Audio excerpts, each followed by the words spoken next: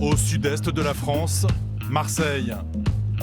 Mondialement connue pour son vieux port millénaire, la deuxième ville de France attire chaque année des millions de touristes. Conséquence, les meublés touristiques se multiplient. On en dénombre ici près de 15 000, aux grandes dames parfois du voisinage, excédés. Dans le très pittoresque quartier du Panier, où les boîtes à clés caractéristiques de ces logements sont partout, la colère s'affiche même sur les murs. Manu, un riverain, comprend cette colère. Il y a des apparts pour le tourisme, il n'y en a plus pour les habitants. Alors forcément, il y a un moment... Je comprends, hein, d'un moment, les gens ils se révoltent. Il y a plus de... il y a plus de vacanciers que de résidents maintenant. Donc, moi, j'étais obligé de quitter mon appartement à un moment. Alors c'était triste. Pourquoi ? Parce qu'il a fait Airbnb, le proprio. Alors forcément... Parfois, les graffitis font place à bien plus grave. Certains logements mis en location ici ont été volontairement saccagés. C'est quand même un truc de malade. Hein. Je sais même pas si ça s'en va sur le parquet. Et la grogne touche tous les quartiers, comme ici à la Cité Radieuse, une résidence iconique construite après-guerre en 1952. Créé par le célèbre architecte suisse Le Corbusier, ce paquebot de béton est classé au patrimoine mondial de l'UNESCO. Faut faire 2 chocolats. Dominique est propriétaire de l'hôtel-restaurant de la résidence. Et voilà. Comme chaque matin, elle prend le café avec ses voisins. Bon. Il n'y a pas trop de monde dans l'immeuble avec le match. Et au centre des discussions, Nous, on est archi plein, mais les Airbnb aussi. Enfin bon, donc ça circule comme d'hab, quoi. c'est souvent le même sujet qui revient. J'en ai découvert un deuxième, au troisième. Non, mais j'en ai découvert un deuxième qui font aussi du Airbnb. Donc au milieu des chambres d'hôtel. Mais les studios maintenant au troisième et au quatrième, t'en as la moitié qui sont en Airbnb. On marche sur la tête, quoi.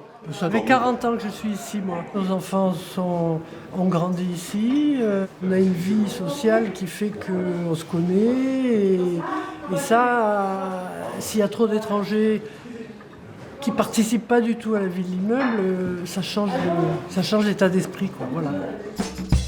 L'hôtel de Dominique compte 21 chambres. Il est rempli à 80%. Bonjour madame, bienvenue. J'ai récupéré ma chambre. D'accord, alors vous avez une réservation à quel nom? Barbara passe le week-end à Marseille. Et le check-out est à 11h. Dominique va l'installer dans sa chambre. Donc ça c'est la petite chambre. Des chambres au design très marqué. Cette chambre est la chambre cabine, donc comme vous le savez, c'était les chambres d'origine qui ont été voulues par Le Corbusier. Pourquoi vous avez choisi cet hôtel alors que vous auriez pu prendre un Airbnb ? Pour rentrer dans un Airbnb, il manque toujours un truc, c'est toujours la galère. Il n'y a pas d'accueil. Il n'y a pas d'accueil, vous savez pas quand vous récupérez. Puis là, c'est pas glauque. Il y a des hôtels, on rentre, c'est un peu glauque, on se sent pas bien. Là, il y a une atmosphère.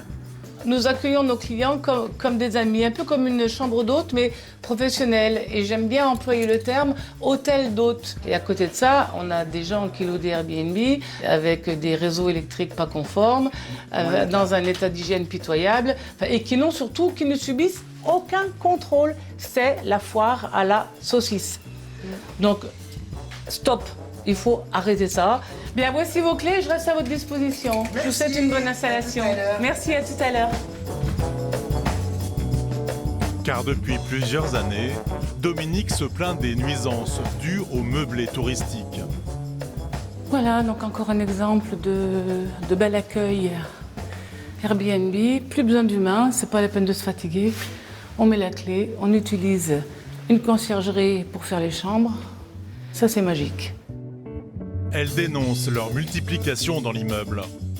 Il doit y avoir une quinzaine de Airbnb, mais sur les 15, il doit y en avoir, je dirais, 7 ou 8 qui sont vraiment constamment en Airbnb, qui font ça de façon vraiment professionnelle et financière. Après, il y en a d'autres qui le font occasionnellement. Et là, week-end, on est sur le week-end au MPSG, gros match. Je ne vous dis pas le prix que l'appartement a dû se louer. C'est du genre 300 ou 400 €, quoi. Dominique les accuse de concurrence déloyale. Sur Internet, nous avons retrouvé effectivement plusieurs dizaines d'offres de location temporaire au Corbusier.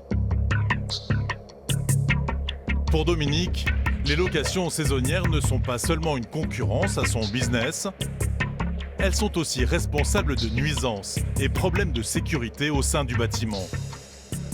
Les désagréments, c'est de faire entrer dans l'immeuble des gens indésirables. Voilà, moi j'ai constaté au 2e étage, il y a 4 ans, qu'il y avait une personne qui monnayait ses charmes dans un appartement à 2 portes de chez moi. Hein, et c'était un appartement loué en Airbnb. Donc j'ai prévenu la propriétaire que je connaissais, je lui ai dit méfie-toi, il y a du sextour dans ton appartement. Parce qu'une jolie brésilienne en nuisette l'après-midi qui dit au revoir à un monsieur sur le pas de sa porte à 4 heures, c'est pas le facteur. Des locataires qu'elle va jusqu'à accuser pour certains de voleurs. Donc on a ici un Airbnb, en fait il fait de l'hôtellerie, il loue à la nuit. Et un jour, un de ses clients nous a même fauché sur le chariot du linge, enfin des serviettes, voilà. Il lui manquait des serviettes. Bon, je vais me servir à l'hôtel, ben vas-y, tout est permis. Et beaucoup de locataires Airbnb ne sont pas respectueux de la copropriété, entre les sacs de détritus laissés à droite à gauche, les fêtes jusqu'à point d'heure dans les étages, parce qu'ils s'en foutent. Après, une fois partis, ils n'assument pas les conséquences. Mais pour beaucoup de propriétaires ici, louer son appartement en Airbnb ne gênerait personne, à part la propriétaire de l'hôtel. Nous sonnons chez un couple qui met régulièrement son bien en location. Bonjour monsieur.